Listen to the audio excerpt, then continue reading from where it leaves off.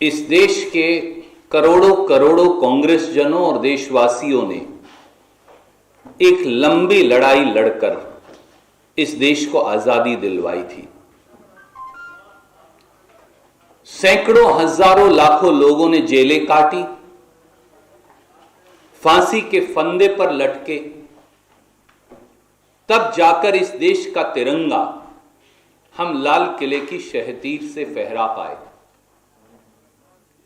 उस समय भी आज के जो सत्ताधारी हैं उनके पितृ संगठन गोरे अंग्रेज की गोद में बैठकर देश के स्वतंत्रता संग्राम का विरोध कर रहे थे। देश की आजादी के 73 साल बाद आज फिर उसी ब्रिटिश ईस्ट इंडिया कंपनी और वही अंग्रेज जो अब काले अंग्रेजों की शक्ल धारण कर गए हैं, आज फिर उन जैसी सरकार देश की सत्ता में नजर आती है। करोड़ों करोड़ों किसान, इस देश का 62 करोड़ अन्नदाता, इस देश के लाखों किसान दिल्ली की सीमा पर न्याय की गुहार लगा रहे हैं और दिल्ली की गद्दी पर बैठे हुक्मरान को उस देश के किसानों की पीड़ा नजर नहीं आती। आदरणीय मोदी जी, कांग्रेस के स्थापना दिवस पर वो कांग्रेस जो कर्तव्य भी है, समर्पण भी है, देश सेवा भी है और कुर्बानी भी है, वो कांग्रेस जिसने इस देश को आजादी और संविधान दिया था, आज हम आपसे पूछते हैं कि इस देश की सत्ता पर बैठे सत्ताधारी काले अंग्रेजों की शक्ल कैसे ले सकते हैं?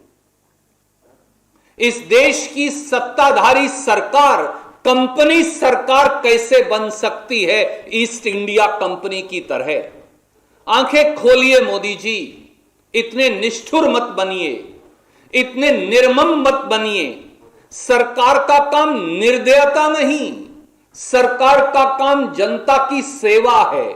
सीखना है तो भारतीय राष्ट्रीय कांग्रेस से सीख लीजिए, पर भगवान के लिए किसानों से सीधी बात करिए। क्यों आप कतरा रहे हैं और किसानों को पीठ दिखा रहे हैं? प्रधानमंत्री जी से आज कांग्रेस के स्थापना दिवस पर इस देश के करोड़ों देशवासियों और कांग्रेस जनों की ओर से हम कहेंगे, प्रधानमंत्री जी राजहट छोड़िए, प्रधानमंत्री जी ईस्ट इंडिया कंपनी की तरह का व्यवहार छोड़िए, प्रधानमंत्री जी अंग्रेजों जैसा व्यवहार इस देश की जनता से करना बंद करिए और इस देश के किसानों से बात करिए। 45 किसान पिछले दिनों के अंदर अपनी कुर्बानी दे चुके। और कितनी कुर्बानियां चाहिए मोदी जी? और कितने किसान मरेंगे तब आप जागेंगे? आपकी आत्मा सहरेगी, आपकी आत्मा पसीजेगी। और कितने किसानों की बलि आपको चाहिए? तो इसलिए किसानों से सीधा वार्तालाप करें, प्रधानमंत्री, हमारी मांग है।